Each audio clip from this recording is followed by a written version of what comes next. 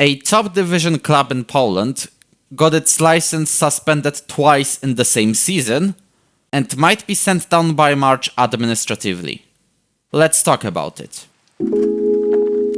If you follow the Polish league to any extent, you may have heard of a club from the north of the country. We're talking about Lechia Gdańsk. You know, the big and spectacular stadium they have that hosted the 2012 Euros and the Europa League final in 2021, a Polish Cup win in 2019 and almost winning the title in the same year, a couple of appearances in Europe. Basically, this is a decent club with a bit of potential to show.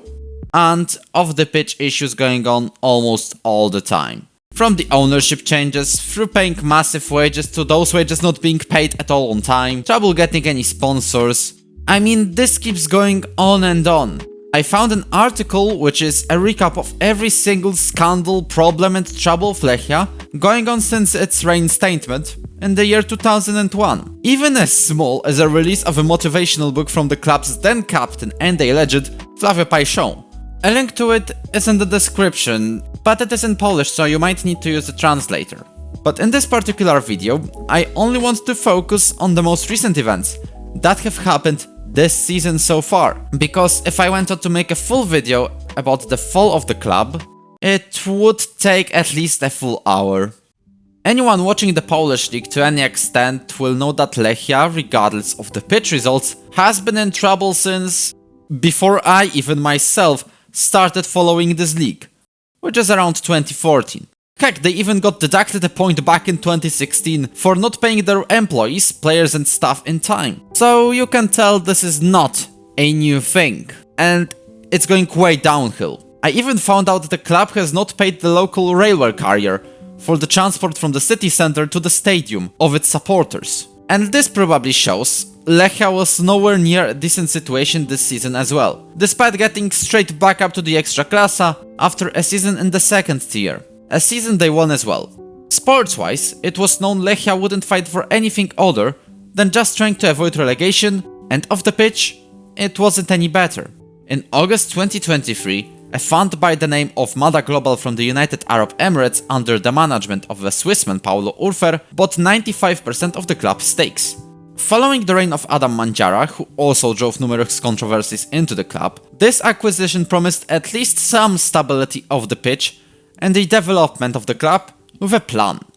Especially with the Urfer's business partner Ralf Oswald Eisenegger owning a Latvian team by the name of Valmiera, who also won the league title in 2022, and Urfer having experience as a director of football in his native Switzerland. But in very short, Paolo did not, and the troubles on any ground only increased despite the promotion.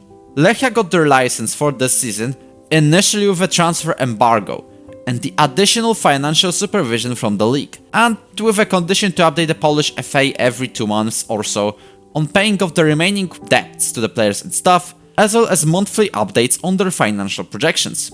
But as you might predict, the club did neither. The only action the Polish FA could take is to suspend Lechia's license right after Christmas. Lechia's star player, Konrado, had enough of that and terminated his contract, putting his club at fault. This contract termination saga was also a mess. The club was claiming that Konrado's contract is still valid and all the missing wages have been paid. But Konrado still did not return to Gdańsk and left Poland for his native Brazil, to be exact, Atletico Goianiense in Serie B. Earlier in the same round, that is late September, another important player in Luis Fernandez also terminated his contract, albeit it was for a reason that goes along like this. Luis returned to health from his knee injury, and despite that, he was not allowed to train with the first team. He sent his medical report that confirmed he was ready to train with the team and play matches, but the club did not agree with that. Luis's reaction was to terminate the deal, and he continues his career in the third division of his native Spain. The license was suspended for a total of a month thankfully, and during the winter break. Lechia got out of trouble by suddenly paying all of the financial obligations they had, and with the transfer embargo partially lifted. Now the problems are returning and appearing all over again, due to the transfer of a young left-back by the name of Tomasz Wójtowicz. To be precise, Wójtowicz was signed by Lechia from Chorzów before the current season, and the clubs agreed that some of the cash will be transferred in an installment of roughly 100,000 euros. The thing is, despite the deadline on 10th of February, the money has still not been sent, as of February 14th in the morning. And it means the fate of Lechia is basically dependent on Ruch's Mercy, who have two ways of dealing with the problem. One way is to demand the money now, which the club from the north does not have, and therefore may face going down administratively.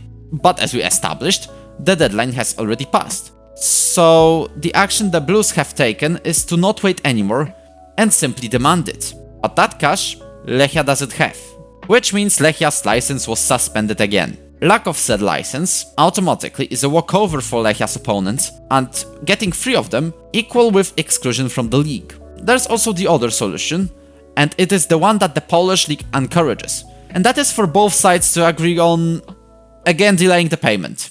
The league's arguments are that it will allow Lechia to at least finish the season, which will prevent the league from paying fines to the TV rights holder, Canal+. And that fine is 360,000 euros per game. That has not happened. More than 3 times as much as the said installment. And also, the payment will prevent the league from losing part of its sponsorship income. The other argument for the delay is that the money will at least be guaranteed. Its source would be the income from Canal+. That would automatically be sent out to Ruch, which would cover said transfer debt. Also, an update. While I was writing the script, the second way found its way. The league itself, the Ekstraklasa, is reported to cover said debt. In return, Lechia will not get the part of the TV money they would usually get. And the league covering Lechia's debt basically reinstated the club's license, but with a consequence of a potential points deduction possible for the next season, and quite a huge one, regardless if Lechia stays up or not. Regardless of the final verdict, this is still just a drop in the ocean of Lechia's problems. The Polish league itself is not really eager on the idea of cancelling Lechia's games, and covering the installment from the TV money looks to be an attempt to find a way to allow Lechia to at least finish the season, regardless if the club will stay up, go down on a sporting merit, or by administration after this campaign. And nobody in Gdańsk wants to waste a promising start to the second round of games, which includes a home win against the leaders in Lech Poznań. But something tells me that the final straw is about to come. The more the bending of the licensing rules will continue, the lower boundaries will be set in the future for the clubs, and the Polish FA probably does not want that either. Though I need to sympathize with the Lechia fans here. Many clubs have different ambitions. To win the league title, to show up in Europe, just to be in the top flight or develop young talent.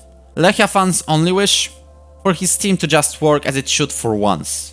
I still hope that the club will get out of the trouble. It's never the type of news we want to hear, though it's looking more and more likely that the club might need to either find new ownership, completely rebuild itself, or even start from scratch from the 5th year to become healthy again, like for example Widzew Łódź did.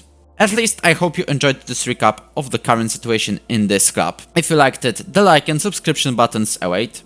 Tell me your thoughts down below. Add more information if you know any, because I know this short video does not cover everything. And if you want to keep watching the videos about the Polish football itself, I quite recently made an iceberg video, where I talked about some of the biggest events in the Polish football universe.